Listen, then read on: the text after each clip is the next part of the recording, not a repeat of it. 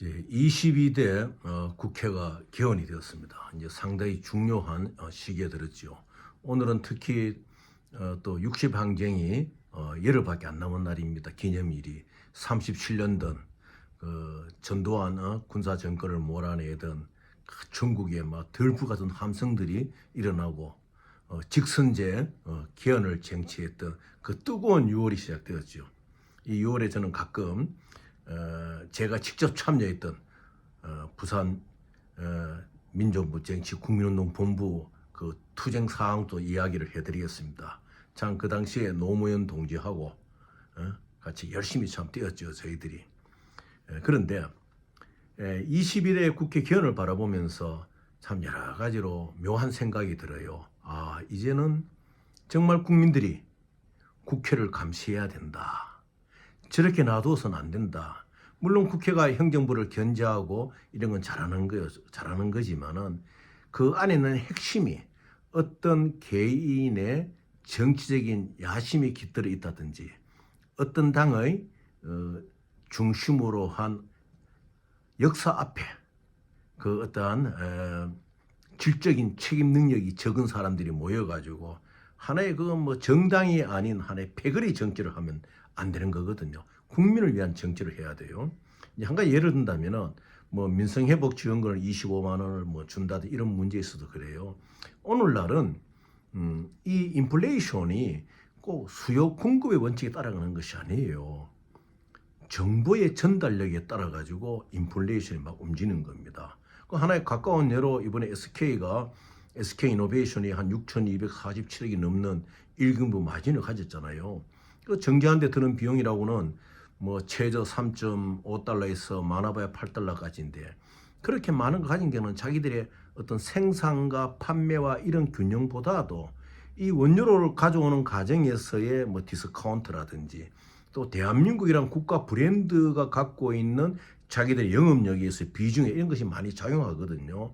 실제로 저도 원유를 다뤄본 적이 있지만은 로드십이라는 이런 형태 속에서는요. 그 원유가 나오는 곳에서부터 마지막 데스티네이션 포트까지 올 때까지 로드십을 하는 경우에는 뭐 어떤 경우는 배럴당 20불, 30불만 디스카운트가 돼요. 그 밖으로 안 나타나는 거죠. 그리고 또 국내에 와가지고 뭐 SK를 이런다면은 SK 이노베이션의 탱크 안에 오일 탱크 안에 그게 저장돼 있다가 또 원유가 오를 때에는 실제로 원유가 오펙에서 막 이렇게 오르는 결정이 나면 이 영향을 받는 6개월 뒤에요. 그런데도 바로 올라가잖아요. 그리고 내려오지를 않잖아요.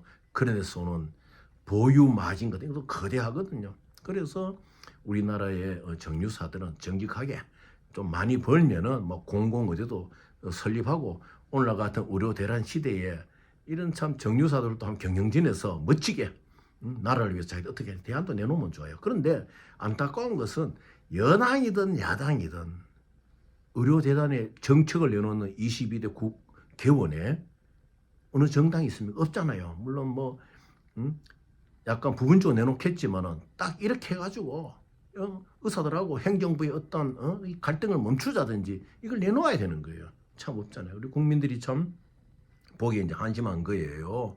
물론 잘하는 부분이 있어요. 그건 또 여러분들이 아시지만은. 그런데 자, 그럼 이대로 둘 것이냐? 국회의원들을. 이제는 여러분들이 감시를 해요. 22대 국회의원들은요. 그 이유는 무엇이냐? 너무 함량미달의 국회의원들이 많은 거예요. 그리고 오직 한 개인의 권력의 그 채워짐을 위해 가지고 맹목적 충성하는 국회의원들은요, 그 국민의 대표자로서의 기능을 못하는 거예요. 국회 운영법에 반드시 그거는 국회는 하나의 헌법기관으로서 당의 어떤 일방 통행적인 집단적인 어떤 그 결정이 안 따라도 되는 거예요. 국회의원들은 그건 자기가 헌법기관 아닙니까? 자기의 뭐 유권자 20만 유권자를 대표하는 거, 20만 유권자 같은 거의 한 100만 명을 대표하는 거 마찬가지예요. 그래서 이런 부분에서 이제 국민들은 무엇을 하냐? 22대 국회에 이 국회의원들의 감시 기구를 여러분들의 주변에서 몇 명씩 모여가 있어 만들어 가지고 이것을 거대한 조직으로 이제 국가적인 조직으로 만들어야 돼요. 만들어 가지고 이러한 운동이 이 대한민국에 일어나야 돼요. 그래서 60환경 당시에 국민운동 본부가 조직되고 이것으로서 전두환 군사정권의 마지막을 때렸듯이 제대로 되지 못한 국회의원들을요 리콜 소환해야 돼요. 국민들이 무서운 줄 알아야 돼요. 그것을 하기 위해서 여러분들이 무엇을 해야 되냐, 여러분들의 자발적인 힘이 저 국회의원 잘못하는구나, 그렇다면 국회의원 감시하는 운동기구에서 질의서를 보내고 질의서가 편치 못할 경우에는 요즘 매스미디어가 얼마나 좋습니까? 유튜브도 많이 발달해 있는데 토론하고 안 되면 국회의원들이 불러내려야 돼요. 그렇게 해야지 뭐 좀 다수 의결서를 갖고 있다고 마음대로 하는 정당을 제재도 하고 그 정당을 키워주는 것입니다. 어차피 여당은 정부 따라가는 거나 마찬가지지만 건전한 야당이 있어야지 대한민국 국민들이 사는 거예요.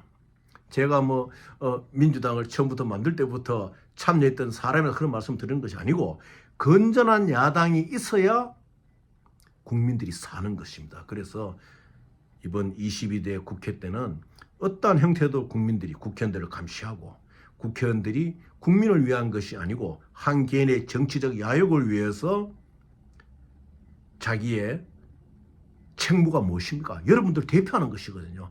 그것을 버리고 아첨하고 아부하고 많이 안 봤습니까 여러분들? 그런 사람들은 이제 끌어내려야 됩니다. 끌어내리는 운동을 22대 국회 개헌과 더불어 해야 된다는 우리 국민들의 그 생각들이 속에 잠기기를 바라며 이것이 행동으로도 많이 나타나기를 바라겠습니다. 그러니까 한마디로 국회의원이 국민을 무서워해, 입법부가 국민을 무서워해야 돼. 국민 여러분들이 찍어주고 세웠다고 다가 아니야. 감시와 견제를 하고 말 안 들으면요 내려야 돼요. 국회의원들을. 그런 운동이 이제 우리 이 나라에서 일어나야 됩니다. 그것이 바로 민주주의의 초석을 놓는 것이고 민주주의가 썩은 물이 되지 않게 만드는 길입니다.